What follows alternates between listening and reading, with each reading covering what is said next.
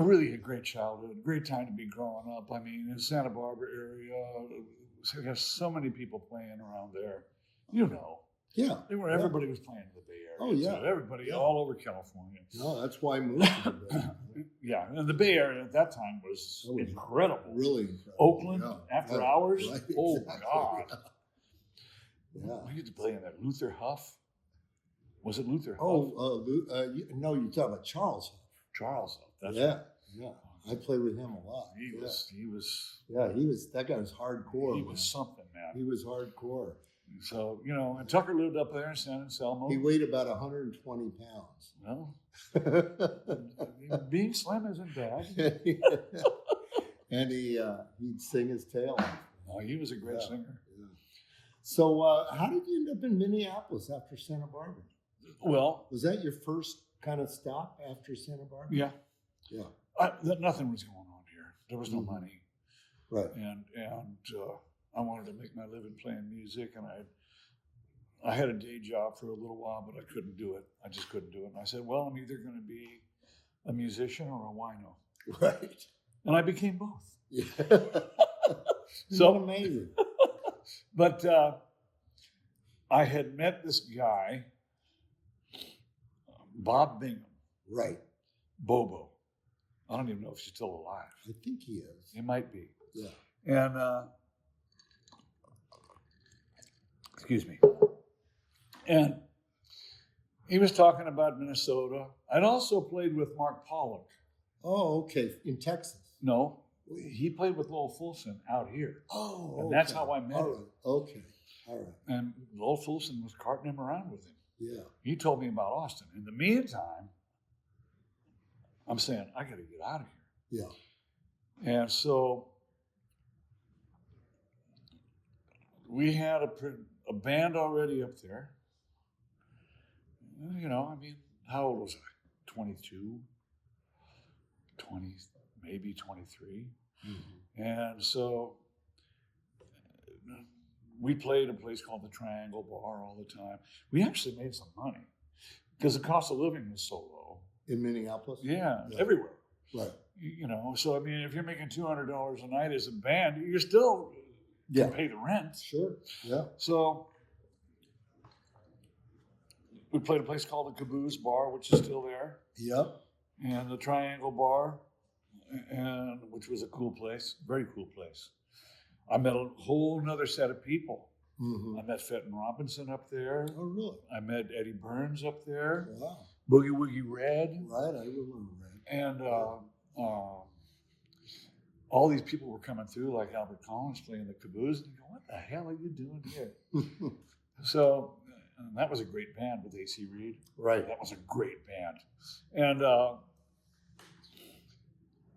so things were kind of popping, but then, I ran out of people to play with. Yeah. I had Kent Duchesne playing bass. Remember him? Okay, yeah, I knew that name. He's around. He's still around, I think. Yeah, I know that. You never hear him playing anywhere. And then... and you guys came out to Seattle at one point and did a big festival. That's right before I came down to Texas. Okay. I had been down to Texas to visit from Minneapolis. It was like, it was a great place, but the weather. Yeah, it's cold. I'm out of California, right. What I mean? I can tell you some freezing stories. But so I had gone down to Texas because this woman named Shirley Dimmick, who was supposedly somebody, said, see, go back a few steps. I had done a demo tape with Dave Ray. You know Dave Ray? Oh, yeah. From Tony Glover and Ray? Yeah. And Spider John Kern. Right. And Dave Ray had a studio up there. So we did a little tape, and Dixon came in town. Oh, I heard about it. With the All-Stars. Yeah. And that's Willie Dixon. Mm-hmm. And so they played him the tape, and he went crazy over it. Wow. And he wanted to be my manager. Wow. So he was my manager for like 2 seconds. But because he didn't have time for me. Sure. Yeah. So what he did was he turned me over to Bill Dyson, who was Jimmy Reed's manager. Oh, okay. And Bill Dyson turned me on to these guys up in Seattle named Phil and Leonard. Really? But they were two African Americans who Okay, had one. wasn't the same guys. No, hell no. But they were two African Americans that had like the third largest black business in the country. Wow. Fire extinguishers and stuff like that. So these guys come out to Minnesota. They're staying in the penthouse, you know. I go up there. They bought me a new suit, gave me $50, and I was theirs. You know, and so they had set up this big show. In the meantime, Jimmy Vaughn calls me Right.